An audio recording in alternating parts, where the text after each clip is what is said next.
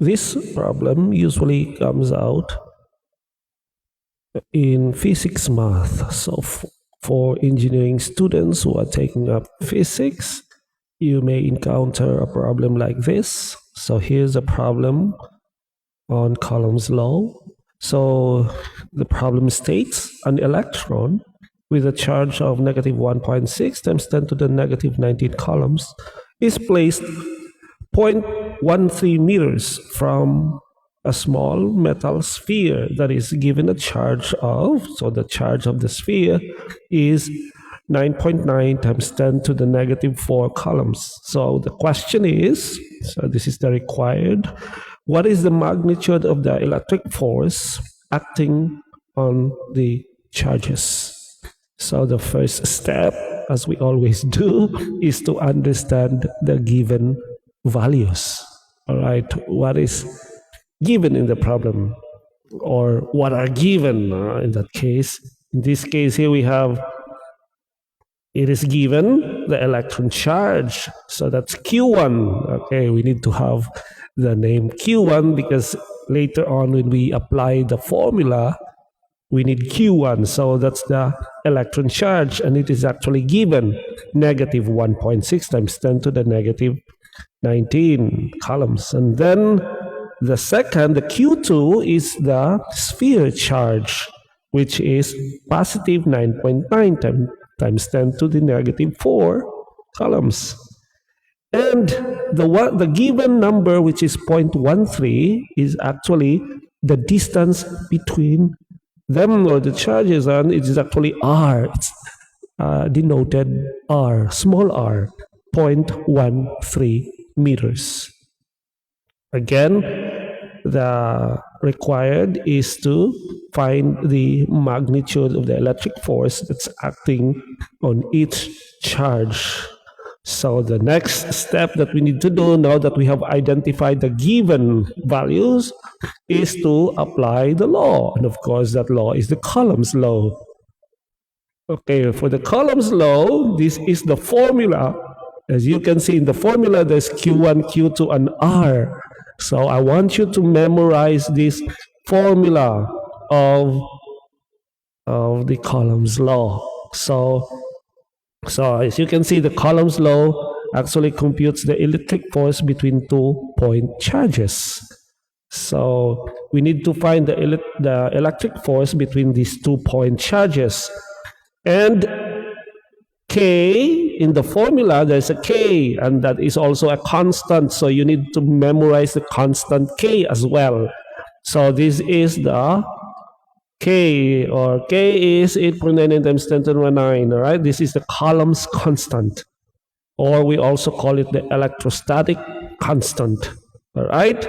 So remember that K, value of the K, all right? When you use the Coulomb's law, remember the value of K, which is the Coulomb's constant, or the electrostatic constant. Now, if you look at the formulas where, look at the formula again for the Coulomb, there are 2 bars in there.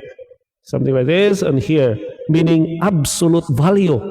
Remember in the algebra thing, in our algebra, if we have 2 bars, if a value is enclosed to between 2 bars, vertical bars, it means we need the absolute value inside those bars. Since in the Coulomb's law there are bars, that means we only need the absolute value there. We don't want anything because we only want the magnitude of the force, right? So we need the absolute value inside those bars because we need the magnitude of the force.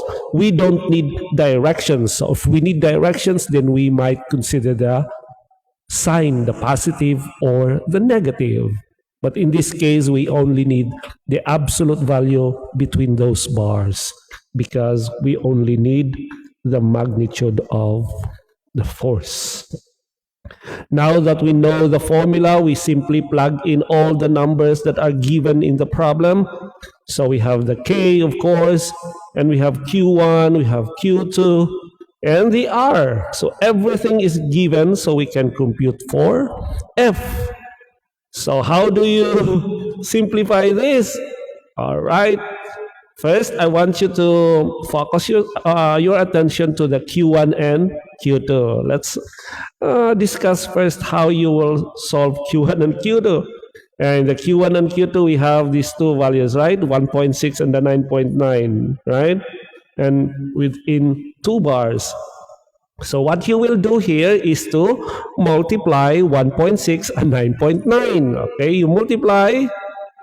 And then what will you do with the times 10 or the exponents? All right.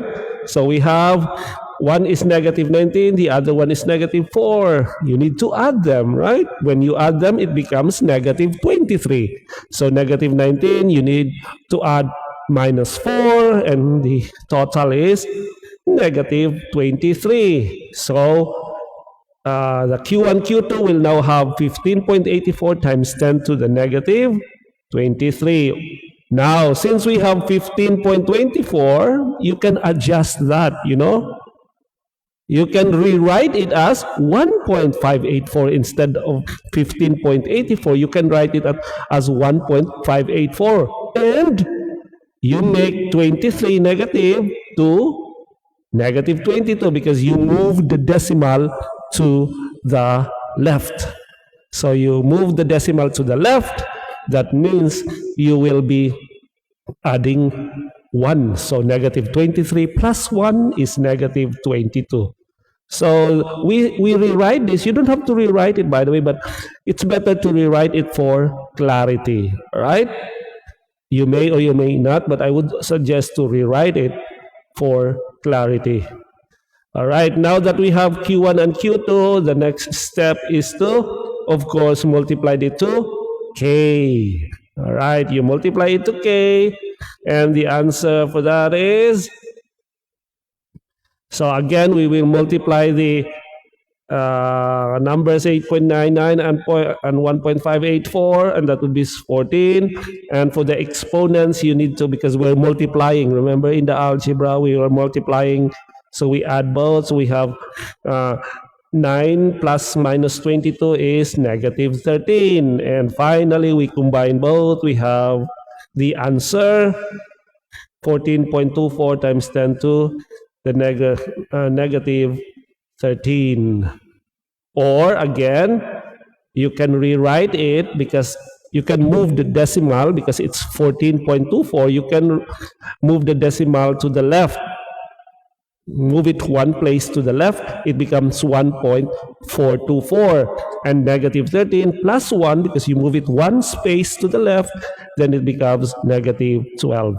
So the final answer would be, oh, it's not yet the final answer, by the way, because we still have to divide it by r squared, which is 0.13 squared.